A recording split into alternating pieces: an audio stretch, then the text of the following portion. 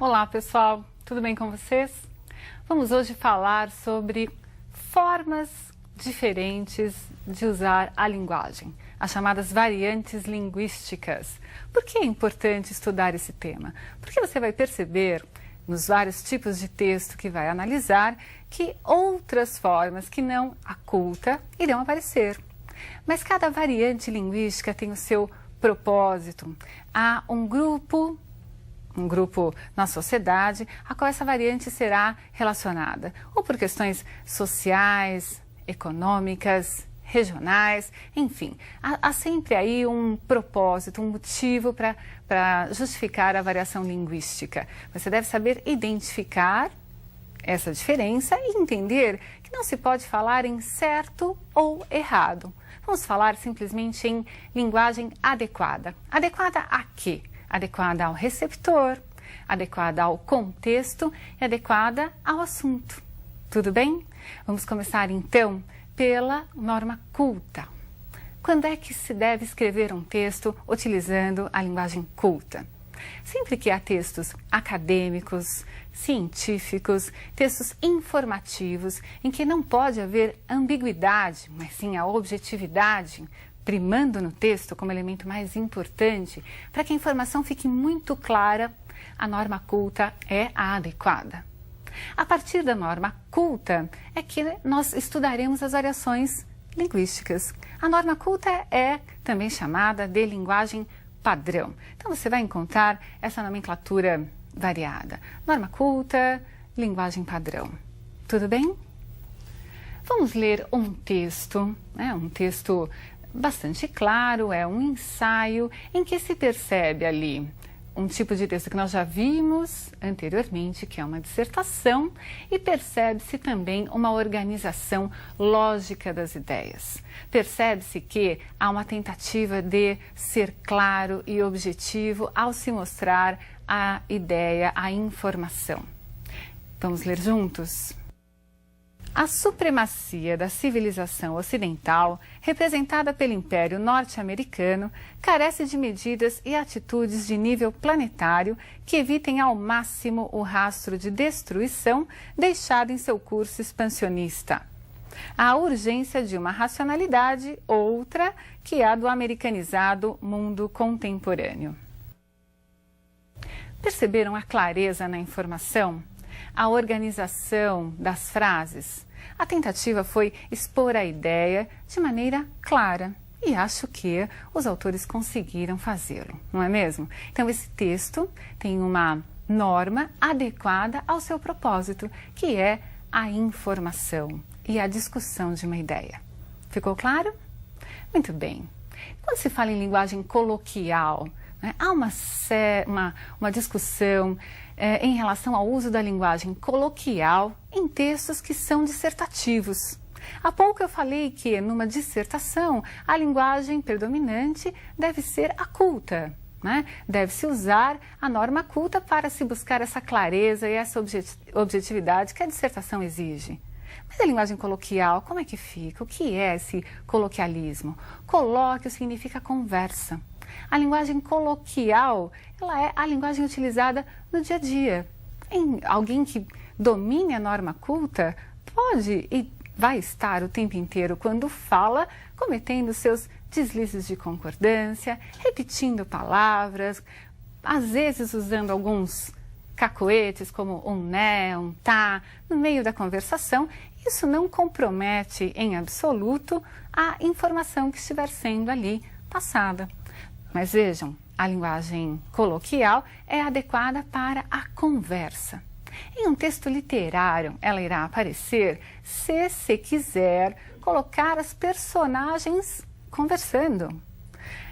Em alguns textos, como por exemplo, que eu vou mostrar para vocês daqui a um pouquinho, a linguagem coloquial foi utilizada porque o receptor é um receptor que está mais preparado ou está esperando ler um texto mais próximo dele, assim, que pareça mesmo uma conversa. Está escrito o texto, mas ele tem ali um tom de conversa, de proximidade, de intimidade. Então, observe, pode-se sim colocar coloquialismos no texto, mas depende do texto e depende do propósito, sempre pensando na adequação da variação linguística àquele texto que se vai produzir.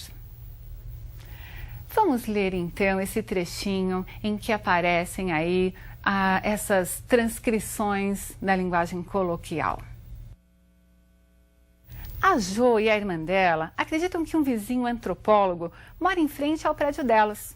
Quando fazemos coisas absurdas, tipo ficar brincando de tocar percussão ou pulamos sem parar gritando às 2 da manhã, alguma delas sempre disse: o vizinho não deve estar entendendo nada, ou essa cena deve estar sendo super importante para a tese de mestrado dele.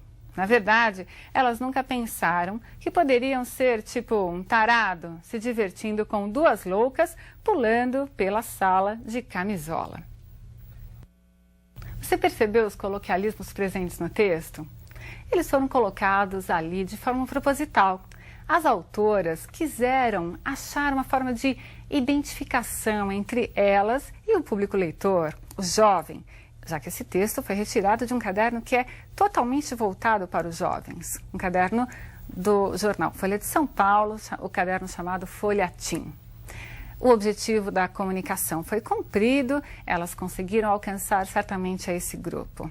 Ficou claro para vocês? Então, a linguagem coloquial será utilizada num texto literário se a personagem estiver falando, se houver ali a transcrição da fala da personagem, isso vai deixá-la mais autêntica. E num texto do dia a dia, não é? Como esse que nós lemos, mesmo sendo um texto jornalístico, se houver um propósito, uma adequação ao contexto ou ao receptor. Ficou claro para vocês? Então vamos lá. Vejamos mais uma variação linguística. Vejamos o regionalismo. Muito cuidado ao falar de regionalismos. O nosso país traz muitos regionalismos. Em estados distintos, temos expressões distintas para a caracterização de situações ou de objetos. Não há erro em haver essas expressões distintas. Vamos chamar simplesmente de variações adequadas. Claro, estamos falando de cultura e a linguagem é a expressão dessa cultura.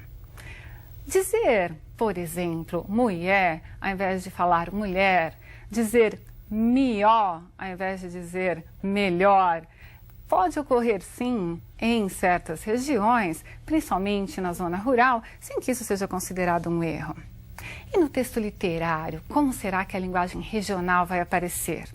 Vocês vão perceber que há uma apropriação da linguagem regional de expressões típicas de determinado grupo e também, no meio dessas expressões regionais, os autores podem optar pela linguagem coloquial. Então, coloquial, culta e regional, mas vocês devem se preparar para distinguir exatamente o que é regional, aquela construção que é própria do coloquialismo e aquela expressão que foi escrita seguindo as normas gramaticais, a chamada norma culta. Vamos ler um texto de Guimarães Rosa. Guimarães Rosa, brilhante autor, traz uma série de textos, livros interessantíssimos, com muitos exemplos de regionalismos misturados à norma culta e até aos chamados arcaísmos. Então ele vai buscar lá longe algumas palavras que já nem são utilizadas no nosso vocabulário e mescla a norma culta, a linguagem coloquial, os regionalismos e o arcaísmo, que mostra a erudição, conhecimento da linguagem de forma mais aprofundada, até histórica. Vamos ler o texto. Seu Quinquim olhou também. Teria por gosto aproveitar uma curta folga. Colher um ananás? Não, dava muito trabalho. Estão azedos, de certo. Apertam na língua, piores do que o gravatás. Seu Quinquim se mostra alegre. Às vezes banzativo, ora a dar um ar de riso. Ele está nos dias de ser pai. Não tardava mais uma semana. Vocês perceberam algumas expressões que são tipicamente regionais? E há também coloquialismos ali, não é? Por exemplo, ao invés de dizer senhor Quinquim ou senhor Joaquim, não é? Apareceu seu Quinquim. Quem no dia a dia não usa o seu ao designar uma pessoa até achando que está falando ali formalmente? Ô, seu José, tudo bem com o senhor? Raramente se ouve, senhor José, como está o senhor? Né? Então veja, essa é uma apropriação da linguagem coloquial que foi feita ali num texto literário. Mas as expressões regionais, não é? O não tardava, é uma construção bastante regional. Né? Quando o próprio Guimarães Rosa escreve seus textos, ele busca respeitar essa característica da personagem, que é a de falar de forma diferente, com construções específicas naquele meio em que vive. Entenderam isso? Muito bem. Para encerrar nossa aula, vamos tocar em uma variação linguística que é muito interessante, muito próxima de vocês, também muito próxima a outros grupos sociais, que é a gíria. O que é a gíria? A gíria é um inventa-palavras, como diria Caetano Veloso. São palavras inventadas, criadas para designar situações, coisas, pessoas dentro de um grupo social, como se fosse um código, não é? Às vezes, de tão usada essa linguagem, essa gíria, ela passa a se expandir, a fazer parte do vocabulário comum. Ela passa para o coloquial e, quem sabe, depois de um tempo, até a incorporar a norma culta. Vamos ler um exemplo em que a gíria aparece. É interessante vocês observarem que esse texto que nós vamos ler, apesar de trazer muitas gírias claramente identificadas, foi escrito por um maestro. Ele teve uma intenção ao usar a gíria. E você vai perceber qual é essa intenção. E vai identificar as gírias e identificar o propósito do maestro. Vamos ler. Pô, Erundina, massa, agora que o maneiro Cazuza virou um nome num pedaço aqui na Sampa, quem sabe te anima e acha aí um point para botar o nome de Madalena Tagliaferro, Cláudio Santoro e Radamés Inátali. Esses caras não foi crooner de banda à lá trogloditas do sucesso, mas se a tua moçada não manjar quem eles foi, dá um look aí na Enciclopédia Britânica ou no Grooves International e tu vai sacar que o astral do século XX musical deve muito a eles. Você percebeu logo de início? Pô, Erundina, esse pô é gíria, não é? E se a tua moçada não manjar, é gíria também. Dá um look aí, é gíria também. E você reconheceu a gíria. E você percebeu também, eu tenho certeza, que o maestro fez uso dessa linguagem para contestar. Espera aí, se cantores populares, artistas populares podem ter seus nomes em logradouros, personalidades ligadas à música erudita também poderiam. Muito bem, ficou claro para vocês?